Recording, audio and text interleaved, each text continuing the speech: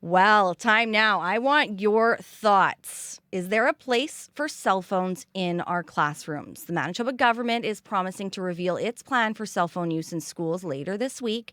Right now, each school division sets its own rules. Most tell students to keep their phones in their pockets during class, but a few have taken it further. The French language school division is entering year 2 of a ban. But how will a cell phone ban change classrooms? Our next guest is Sophie Theodoro, a grade 6 teacher from Winnipeg. When she's not teaching, she's on TikTok showing other educators how they can use AI in their classrooms. We want you to join our conversation. If you have thoughts on a cell phone ban, call us 204-780-0893, or you can text 204-588-7355.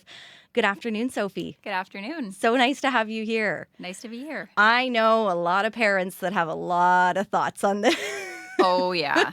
We already heard from Amy. She's a foster parent and teacher. Okay. She says she's real excited for this. Absolutely. And that there's some debilitating dependency on cell phones. Absolutely correct. What do you see in the classroom? To be completely honest, I see at a middle school level, I've taught anywhere from grade 5 to grade 9, and I don't see any place for cell phones in the classroom. Zero. And I really, really think that if this ban goes through, it'll be a really good thing. In my opinion, schools are places for students to learn and for students to develop emotional intelligence and socialization.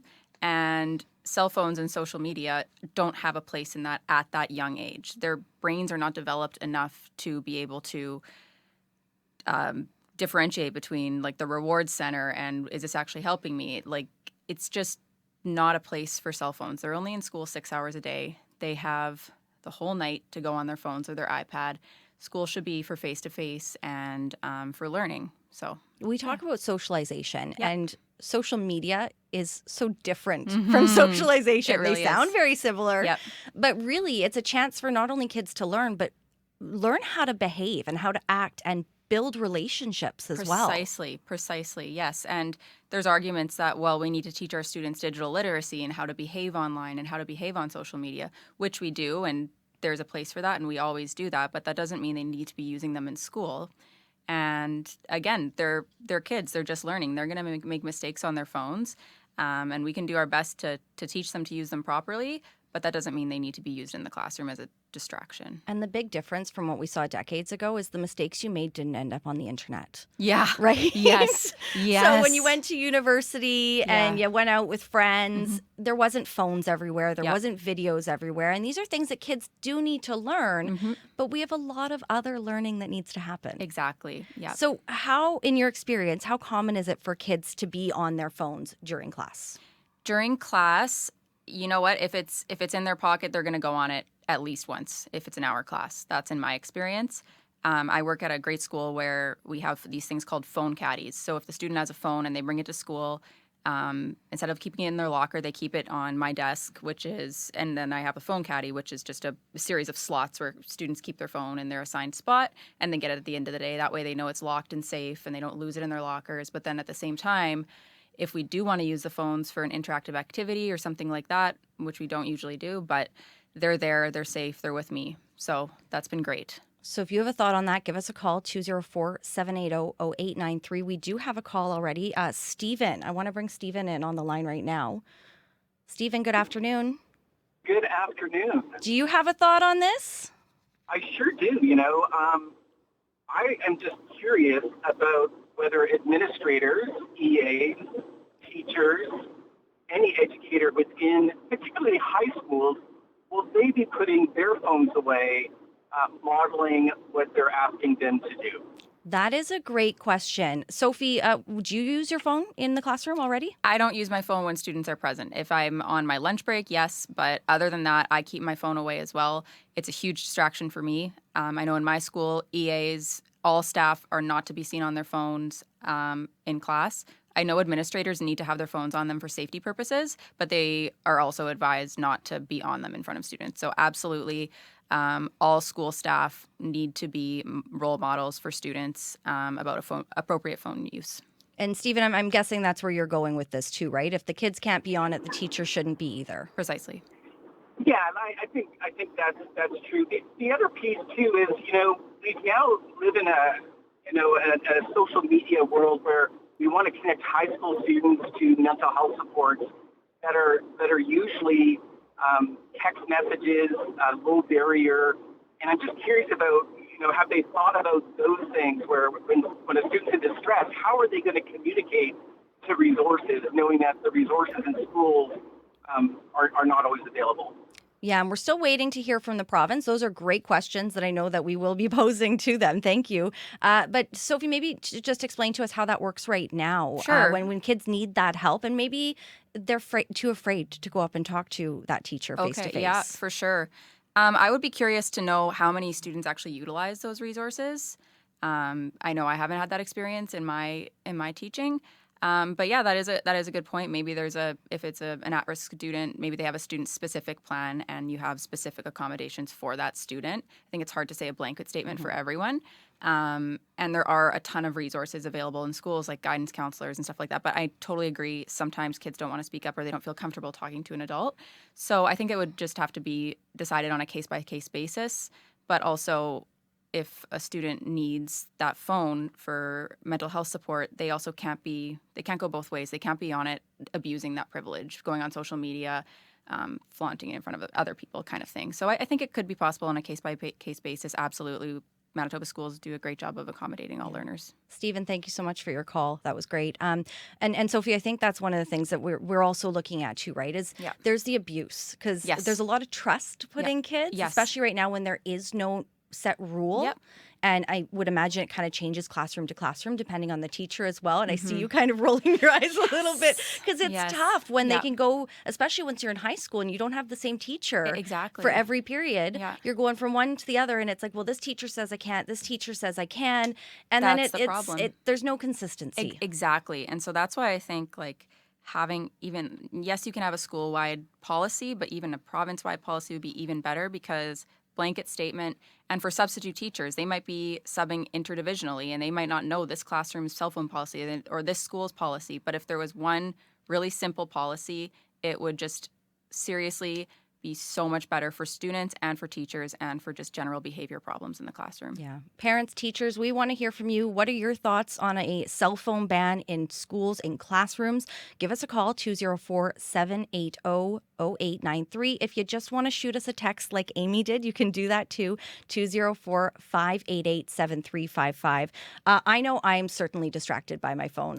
So am I. I have two. Yeah. I have a work one, I have a personal one. Yes. And my mom says it all the time when I go back to Vancouver and I see her and I'm hanging out with her during the day. She's like, put your phone away, right? It is really hard to keep ourselves connected. Absolutely. Well, disconnecting from this phone. And I've said it. I've got it right here. It's close, right? I'm the same way. And for me to be saying these things, people probably think it's hypocritical because I am a social media content creator. I'm always on my phone, but I'm using it in ways that are appropriate. But that's not to be said that I'm not distracted by my phone all the time. Like right now, I'm working from home, doing social media. I am so distracted by my phone because these apps, these Snapchat, Instagram, TikTok, the algorithms are wired to keep you on them longer. That's what the founders and the big honchos at these companies want. They want engagement. They want you to stay on this app as long as possible. So it's truly just a productivity killer, honestly. I have friends all the time, their daughters message saying, can you give me a little bit more Snapchat time? Can I have a little bit more TikTok time? Seriously. I want to go to Christine right now, who's on the phone here with us. Christine, good afternoon. Hello. You have a little bit of a different opinion here. I do. I think that we sound like a bunch of grown-ups that our words are out of date, and we need to, as my teenage son would say, kind of get with the times here, Mom. I think cell phones should be allowed in high school. I think that we need to learn to use them properly as a tool and to teach our kids as parents, not as educators necessarily, to use their phones appropriately, and that if you as an adult are having problems with distractions, then using your phone, putting it away is not the answer. Phones aren't going away, nor is the access to technology or the use of it for appropriate things in the classroom during class time. But to learn how to use your phone, to set different focuses on it, to control those algorithms and not let them control you, to shut down certain apps at certain times, but to learn how to use it and to teach our kids how to use it as a tool responsibly and to learn what to focus on, being the teacher first. And I know that sounds like, it's not a 1-second conversation. It's something that we're learning. I think we're in a transition time here, evolutionary-wise, and it's not something that we know how to do, but learning how to focus and not be controlled by distractions is something we need to be modeling for kids, not just putting the phone away, but modeling appropriate use. Yeah, you see, I didn't have social media when I was in school, so this wasn't a thing. So, Christine, how do you teach your son kind of that proper use? Do you have any tips out there on how you do it?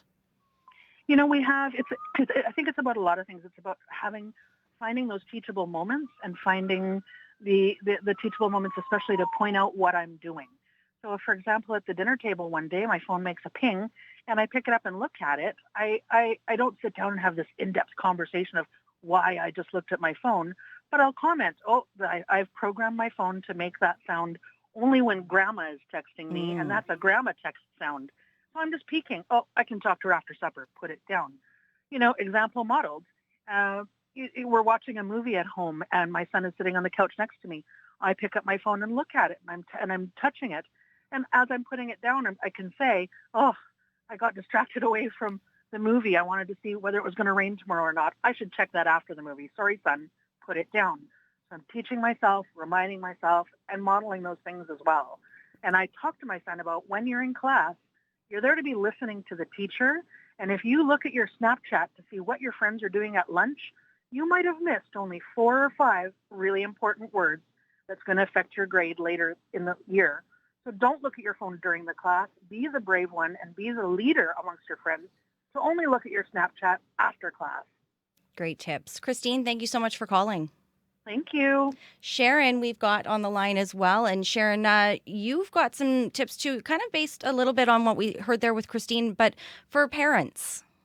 Yes, I'm of the older generation. I hate saying that, but it's true. My son, when he was in school, cell phones and smartphones weren't even a thing till he was probably grade 10, 11. So my experience dealing with it is not the same as, for example, Christine. But listening to what she was saying, I think the role modeling starts at a very young age today. I'm out and about, being of a certain age, don't have a job any longer, retired, and notice young parents with small toddlers still in a stroller playing on a tablet. Yeah. I notice mothers walking with their noses in the phone and the child's beside them, tugging away, "Mommy, mommy, mommy." It starts very, very early. And to me, I've read articles with regards to what sociologists and psychologists have been saying about having children so young become more or less addicted at that age to always being instantaneously entertained. And as they age and they grow and they get through going to school and then entering middle school and then high school, it becomes harder and harder and harder because you're already enabling their habits. And it's not a good thing, and I feel very badly for the children. So, for example, today with cell phones and smartphones in the classrooms, the lady before, Christine, mentioned, I don't put my phone away. I say, it's a special thing for grandma. I don't have my phone with me. I have an allotted time where I might spend on my iPad or on my phone. That's it. I'm out with my phone. I hear it ping. I ignore it. It's a matter of, I suppose, depending on your personality, but self-training. Yeah. To not always, it's like Pavlov's dog. Bing, you hear the bell and you'll salivate. No, you have to really put some work into it. Really, Sharon, thank you. Really work hard. We do need to work hard. I'm putting my phone away. I'm putting it out of arm's reach here right now. Thank you so much for joining us. Thank you. Sophie, I saw you nodding your head yes there as she was talking about some of that as well. Just what were your thoughts on that? Lots of things. So I know Christine was the first speaker, and she said she was talking about phones in high schools. I'm talking about phone bans K to 8 right now. Yeah. High schools, I think, is a different story. But I think there should be a blanket statement being like, okay, you guys can have your phones, but if you abuse it, it's gone. Like, it's going in your teacher's lockbox for the rest of the day. I understand that. I understand they have learning management systems and they need to see, they need to submit this assignment at this time. And it's all very technological. But I'm talking about K to 8 when students' brains, their reward centers are developed, but their decision-making centers are not. And that is K to 8. And so I don't see a place for cell phones in class at that age. High school is a different story.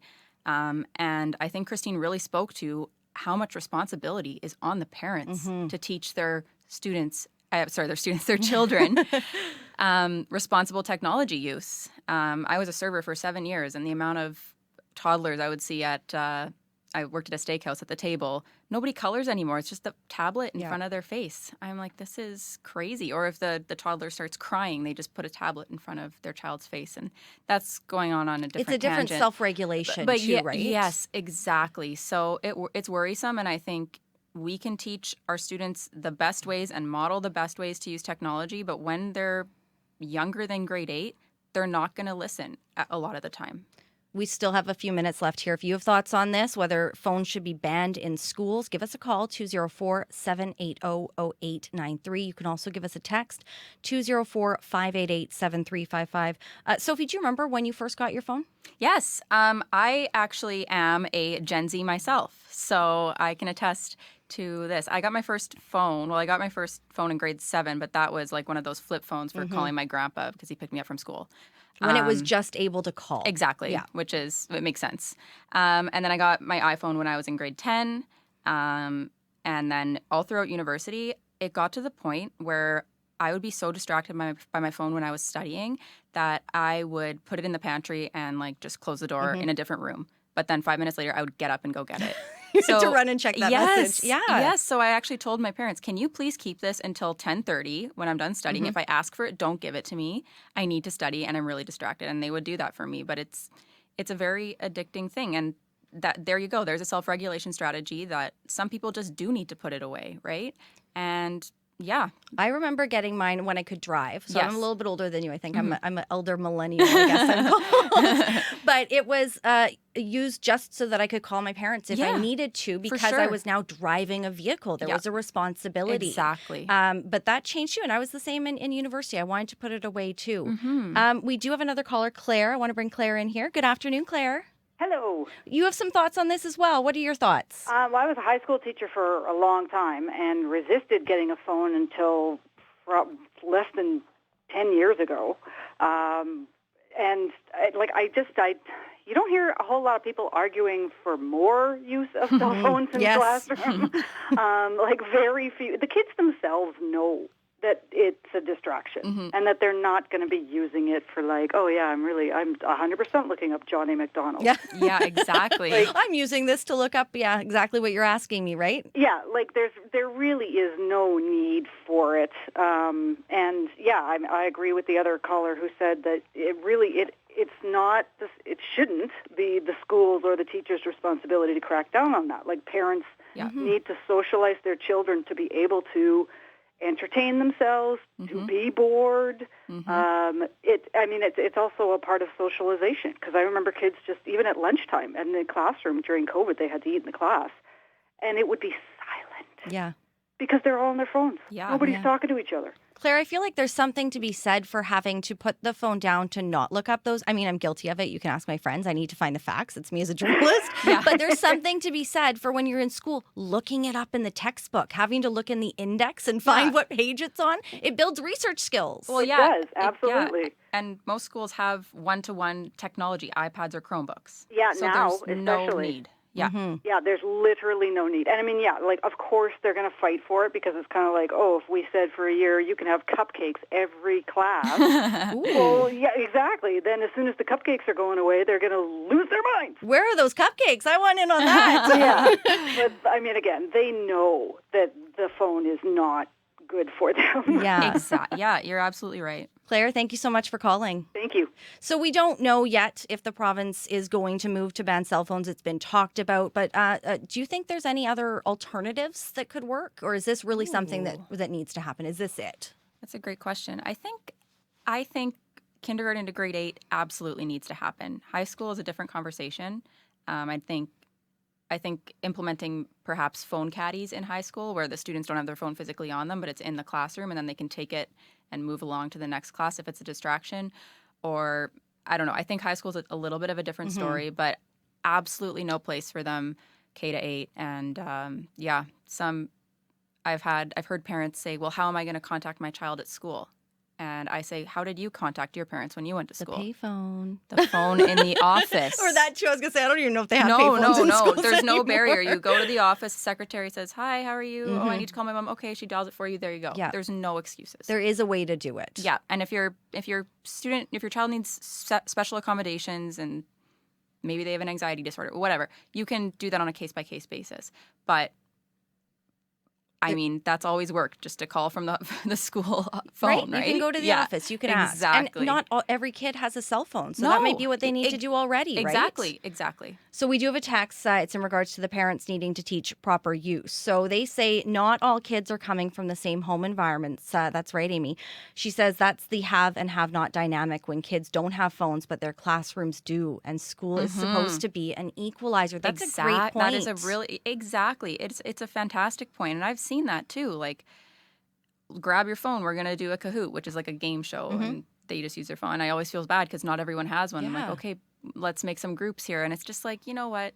We don't need this. We have computers. We can use those. Another reason why we shouldn't have it in there, because every kid should feel like they're on that same equal footing when they walk into school. Exactly. At least when they can, right? Yes, for sure. And not feel lesser than or whatever, right? So, yeah. This was great. We love hearing from all of you listeners. Thank you so much. Sophie Theodoro is a grade 6 teacher from Winnipeg. Sophie, thank you for joining us this afternoon. Oh my gosh, it's my pleasure. I could talk about this all day. Right? I know we only have an hour. If you want to comment on what you heard here today, if we can keep this conversation going, you can leave a message anytime, 204-7